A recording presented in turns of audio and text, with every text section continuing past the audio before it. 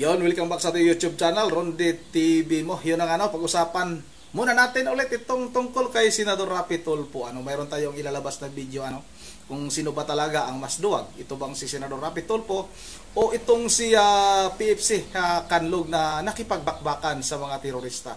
Yun ang itong si Kuya Mon Tulfo ay ito the rescue na naman sa kanyang nakabatang kapatid. Sabi ni Mon Tulfo sa kanyang Facebook post na masyado pa daw maaga para mamumulitika, pinupolitika lang daw itong si Senador Raffy Tulfo, kaya nagsilabasan ngayon yung mga vlogger na talagang binabanatan itong si Senador Raffy Tulfo. Wala namang namumulitika. Ang gusto lang natin na mailabas yung katotohanan at yung matigil na yung masyadong kayabangan nitong si Senador Raffy Tulfo na kahit na mismong sarili mong buhay ay gusto niyang pakikialaman. Yun ang hindi ba naisip nitong si Kuya Mon Tulfo na mas duwag yung kaniyang nakakabatang kapatid dahil sa video na ito na ipapakita natin. Mabuti nga itong si PFC Kanlog ay hindi tinuloy yung kasal dahil napag-isip-isip siguro ng sundalo na hindi niya pa kayang harapin yung buhay may asawa. Samantalang itong si Senador Raffy Tulfo ay iniwanan yung dating asawa na 3 buwang buntis. Sino ang mas duwag niyan, mga kababayan? Yun ang ito na, wag na natin itong patagalin at medyo nakakaasar dahil ito pala yung ginagawa ni Senador Raffy Tulfo dati, pero para bang yung gawain niya ay para hindi man lang niya naisip na ginagawa din niya pala ito noon, pero nagmamalinis siya. Para bang nagpakasanto, pero makasalanan din naman pala. Ito na, wag na nating patagalin. Sabay-sabay na natin itong panoorin. Napakaaga naman ng political campaign para sa 2028 presidential election.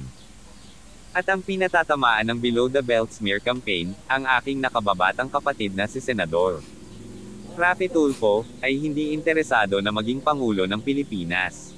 What an irony, because some people are barking up the wrong tree. Napag-usapan na naming magkakapatid na huwag sagutin ni Raffy ang mga paninira sa kanya dahil wala namang katuturan ang mga ito. Biruin nyo, naglabas pa ng paid public manifesto ang mga DSK upang ungkatin ang isang isyo na matagal na. Sinabi ni Raffy sa kanyang public service program na duwag si PFC Raymond Kenlog dahil ayaw niyang panagutan ang kanyang responsibilidad sa pagbubuntis sa isang babae. At hindi dahil ayaw niyang lumaban sa mga kalaban ng bayan. Ito, mga kababayan, ang galing ni Senador Raffy Tulfo na mamuna, mangingialam sa buhay ng mga buhay. Bakit ayaw mong pakasalan yan? Duwag ka kasi ayaw mong pakasalan. Nakasit na yung kasal, kulang na lang ng basbas. Bakit mo iniwanan yung babae? Wala ka, duwag ka. Pag may kalaban ka, baka iiwanan mo yung mga kasamahan mo. Ito, mga kababayan, sinong mas duwag sa ginagawa ni Senador Raffy Tulfo na talagang iniwanan talaga yung kanyang asawa dahil lang sa pagtatalo? Samantalang itong si PFC Kanlog, sinabi nga ni PFC Kanlog na hindi pa niya sigurado na talaga buntis yung babae na nireklamo laban sa kanya. Pero ito talagang talagang mapapaya si Senador Raffy Tulfo sa kanyang ginagawa. Itigil mo na, Senador Raffy Tulfo, yung pamamahiya, pangbabastos sa yung mga sa programa mo diyan, yung mga guest mo diyan, yung mga tinatawagan, may talagang gusto mong lumuhod sa iyo.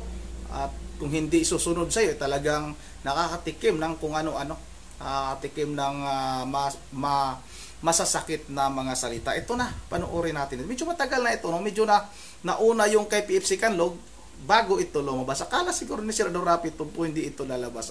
Ito na, panoorin natin ito. Hain ng reklamong bigamy ang nagpakilalang asawa ni News 5 anchor Raffy Tulfo.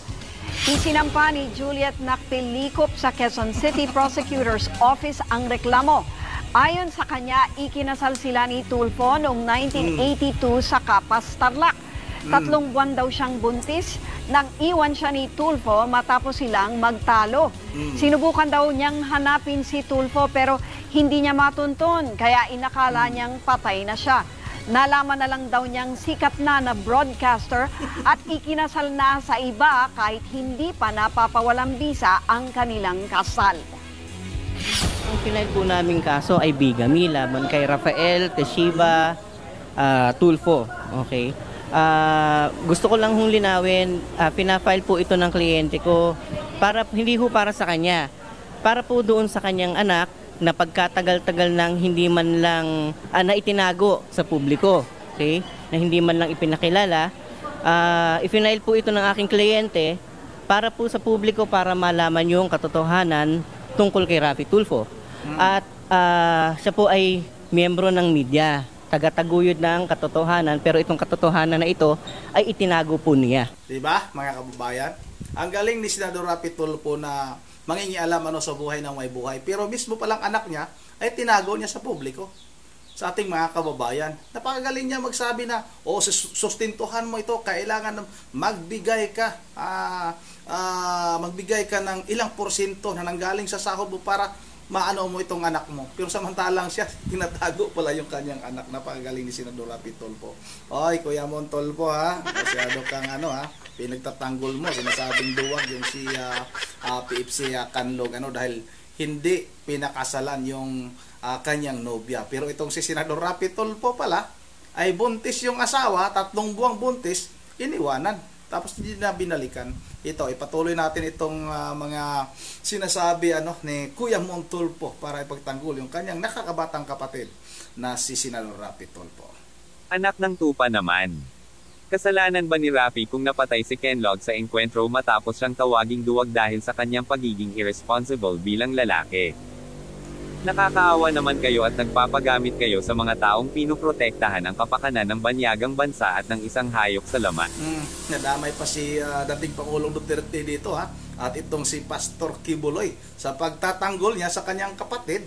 Baka akala niya may connection kay BP Sara dahil nga sila yung dalawa yung nangunguna sa presidential asorbe. Kinonek niya kaagad itong si dating Pangulong Duterte at itong si Pastor Kibuloy. Walang kinalaman dito si Pastor Kibuloy at itong si Pangulong Duterte. Itong si Senador Raffy Tulfo lang talagang masyado ng believe sa sarili niya. Sabi nating mga kababayan, akala ba ni Senador Raffy Tulfo siya na lang yung pinakamagaling na tao sa Pilipinas? Hindi man lang niya naiisip yung kanyang mga sinasabi na talagang nakakasakit na ng damdamin ng ating mga kababayan. Yun ang hanggang dito na lang muna At Senador Raffy Tulfo, yung anak mo dapat binibigyan mo rin ng sustento kahit na may pamilya.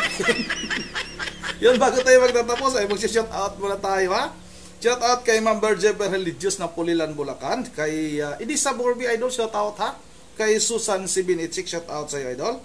Kay Sirapin L. Branzuela, shout out. Shout out na rin kay Marion Olis Sr. Nakarma na daw si Senador Raffy Tulfo. Shout out kay kay Idi, Season, shout out shout out. At shout out na rin kay Trabador Mix Vlog, idol, shout out sa iyo, Trabador Mix Vlog Luz Duran, shout out. Teresa Tirada, shout out. Wilson Scanio, shout out. Jonathan Diladia, shout out. At Mario Amontos at Nida Paglinawan. Yun ang dito lang muna. At once again, this is Ronde TV mo. Ingat kayo lahat. God bless bawat isa sa atin.